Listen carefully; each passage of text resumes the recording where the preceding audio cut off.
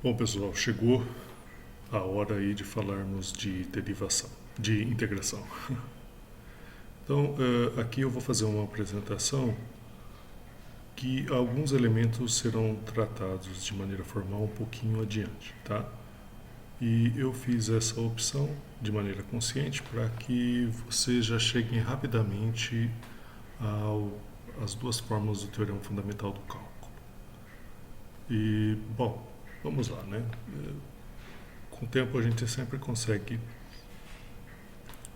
cumprir aí, pagar as nossas dívidas aqui na disciplina. Veja só. Então, alguns fatos, garantias e fatos assumidos. Uma garantia bastante forte, eu vou trabalhar de início apenas com funções contínuas em intervalos. Um fato assumido, e é aqui que a gente vai depois, logo, bem em breve, dar explicações adicionais.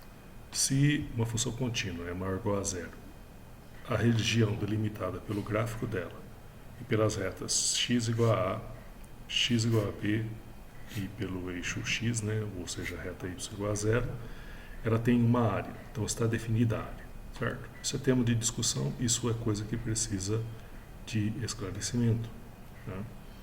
Mas mais à frente a gente vai ver que é possível sim, nessas condições, definir a área, tá? Definição, que também será melhorada. Se f é contínua, definimos a integral de a até b, f de x dx, como a área definida por f mais, menos a área definida por f menos. O que é f mais e o que é f menos? F mais é o que a gente chama de parte positiva da função f, e f menos de parte negativa. O que é f mais? O que seria essa área aqui definida por f mais? A área do gráfico que está acima do eixo. O que é essa área definida por f menos? É a área abaixo do eixo x, certo? E aí a gente a subtrai aqui na nossa expressão. Tudo bem? Muito bem. Vale uma coisa aqui, isso a gente vai ver depois, que a f de, não, isso você mesmo pode verificar, que f de x é a sua parte positiva menos a sua parte negativa, tá? Tem essa definição aqui, tem uma coisa assim que eu considero legal, porque você pode falar assim, procurar por mais de uma definição de área aqui, como definir essa área dada por uma função positiva. A maneira que nós trataremos aqui nessa disciplina é uma maneira devida a Riemann, mas há outras variações do tema.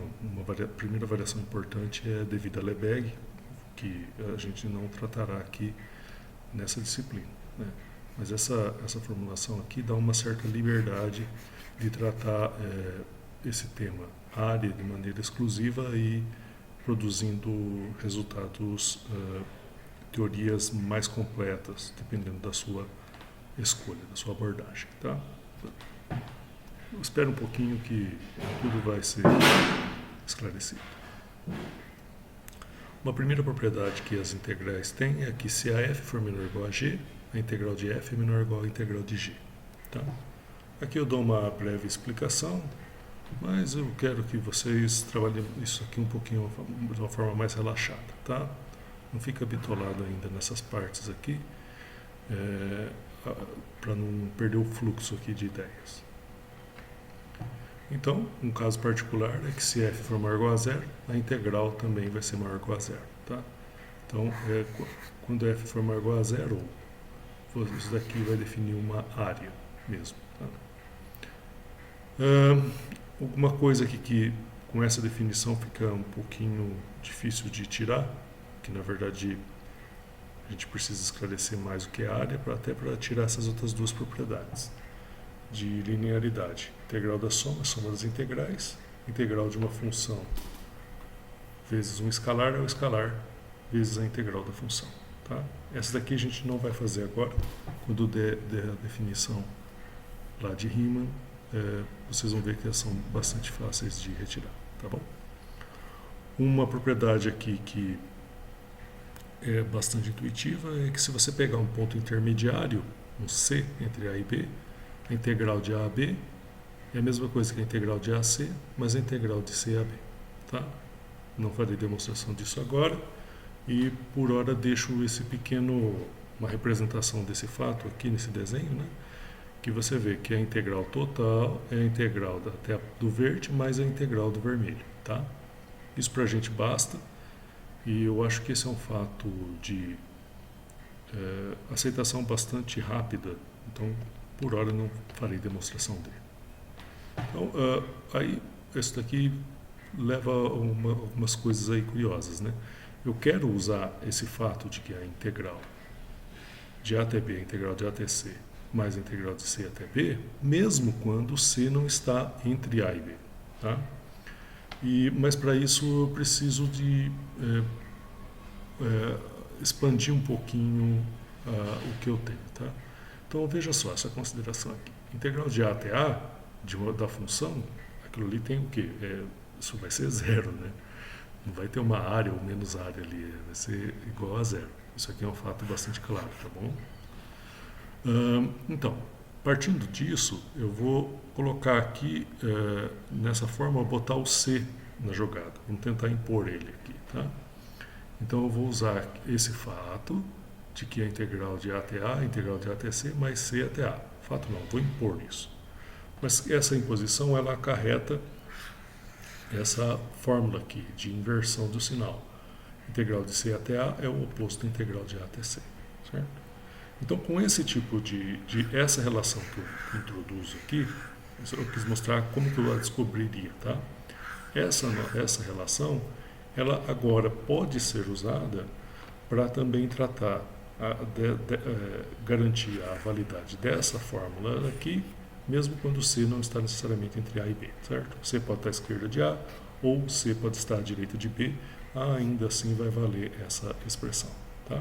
Convido você, se está um pouco desconfiado, a verificar isso, tá? Com essa convenção, verificar agora a validade para quaisquer valores de C, claro, se fizer sentido calcular a integral da f, né?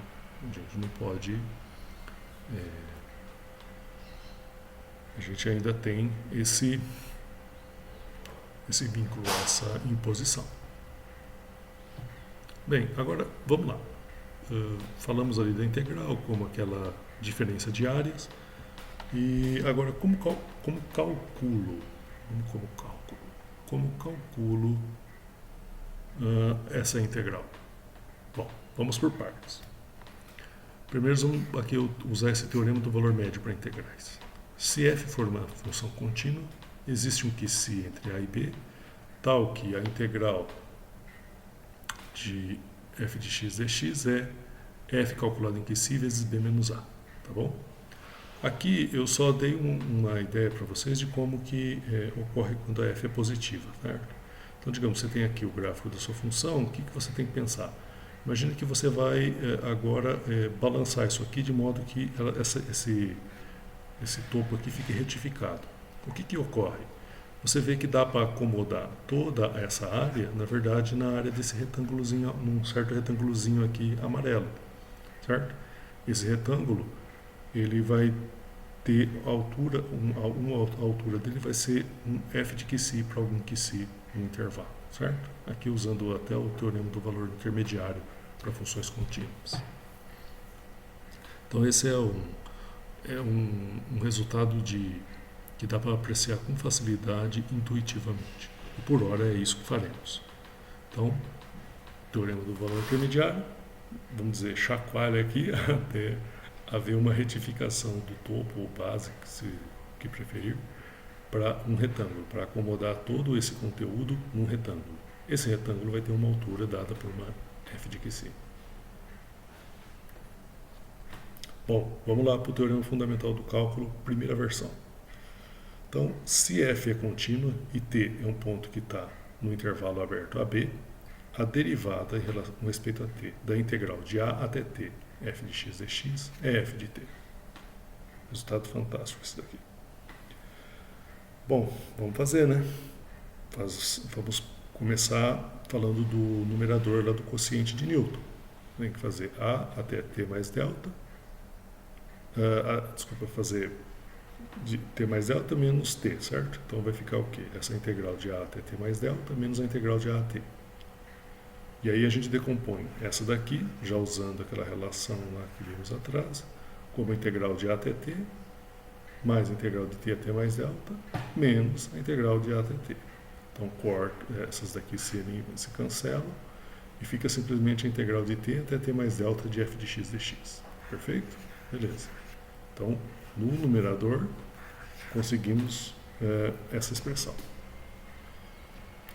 Agora, pelo teorema do valor médio para integrais, essa integral de t até mais delta, ela é igual a um certo f de índice t vezes delta, para algum índice de t entre índice t, entre t e t mais delta. Tá? Logo, se eu fizer esse quociente aqui, né, ou seja, essa diferença de integrais por delta, eu vou ter o meu f de t. E agora você observa uma coisa interessante. Quando o delta vai para zero, o t, por estar entre t e t mais delta, ele também vai para t. Certo? Então, beleza, vamos ver como é que a gente usa isso daqui. Então, a gente tem que a derivada, ela é esse limite aqui. E esse limite existe, e ele é o quê? F de t, pois, à medida que a gente empurra o delta para zero, o índice t se aproxima de t. E lembrando que a f é contínua, então isso vai acontecer, né? Que de t se aproxima de t, f de de t se aproxima de f de t. Está aprovada essa primeira versão. Tá? Uma coisa que fica assim é que se você for lá na aula do logaritmo, você vai ver que foi mais ou menos isso que nós fizemos lá para descobrir a derivada do logaritmo. Porque o logaritmo foi definido em termos de área, né? Então, esse argumento aqui, agora feito de forma mais geral, já foi empregado quando calculamos a derivada do logaritmo, tá bom? O corolário desse resultado. Se f é tal que a derivada dela, f grande, é igual a f pequeno, para todo t ali no intervalo, então tem uma constante d, tal que f de t é igual a t mais integral de a até t, f de x dx. Certo? Vamos ver de onde vem isso. Ora, se a derivada da f, você viu na primeira versão do teorema fundamental que a derivada dessa função aqui é a f pequena calculada em t. A derivada da f grande, por hipótese, é também a f pequena calculada em t. Então, a derivada dessa diferença é zero. Então, segue do teorema do valor médio que essas duas funções, f grande e a integral de a até t, f de x dx, diferem por uma constante. Tá? Então, ou seja, isso aqui já é coisa lá do TVM mesmo, para derivadas. Agora sim, esse daqui que vai dar um instrumento poderosíssimo para cálculo de integrais aqui. Teorema fundamental do cálculo, aqui eu chamo de versão 2. Se f é tal que a derivada de f grande é tal que a sua derivada é f pequena calculada em t, para todo t aqui, então vale que a integral de a até b, f de x dx, é f de b menos f de a. Legal, né? Vamos ver como é que faz isso. De fato, lá do corolário, a gente já sabe que essa f grande é uma d mais integral de a até t, f de x dx. Isso para todo t. Em particular, para t igual a a. Mas você vê que aqui a integral de a até a é zero. Então você tem o quê? Que d é igual a f de a. Opa, então agora está mais claro quem que é aquele d. É uma constante, mas não é constante assim, uma constante jogadona. Ela tem relação com a f. Logo, a gente pode escrever melhor. F de t é igual a f de a, mais integral de a até t, f de x dx. Certo? Olha, agora toma t igual a b. Então você vai ter o quê? Que f de b é igual a f de a, mais integral de a até b, f de x dx. E daí você passa o a subtraindo e tem que a integral de a até b da função f, f de b menos f de a. Isso é muito legal. Vamos ver o impacto que isso tem. Né? Por exemplo, Vamos tentar fazer o cálculo disso aqui, dessa área abaixo da parábola aqui, pelo menos no trecho que vai de 0 até 3. Calcule isso daqui. Como que faz? Qual que é o procedimento? Basta encontrar uma f, e na verdade qualquer f com essa propriedade vai funcionar, tá? Com a propriedade de que a derivada dela, tem que ter essa propriedade, a derivada dela dá x². Tome, por exemplo, x² sobre 3. Então, segue do teorema fundamental do cálculo que essa integral aqui é simplesmente a f-ona calculada em 3 menos a f-ona calculada em 0. Mas a f-ona calculada em 3 é 3² sobre 3. A f-ona calculada em 0 é 0. Faz a conta. Isso daqui vai dar 9. Olha só que coisa maravilhosa, né? Então, tá vendo a relação de derivada com o integral aparecendo aqui. Um outro caso. Vamos fazer a integral de 0 até π sobre 4 do cosseno. Basta encontrar uma função cuja derivada é cosseno. Mas nós já sabemos que uma tal função é o seno de x. Então, pelo teorema fundamental do cálculo, a integral de 0 até π sobre 4 é seno de π sobre 4 menos seno de 0. Então, dá raiz quadrada de 2. Então, a gente está calculando a área abaixo do gráfico do cosseno para x entre 0 e π sobre 4. Olha que legal. E aqui eu deixo para vocês esse pouquinho de coisa aqui para fazer, né? Que essa semana provavelmente vocês vão estar mais preocupados aí com prova. Faça esses exercícios aqui mais simplesinhos e aí a gente vai continuar explorando esse tema nas próximas aulas.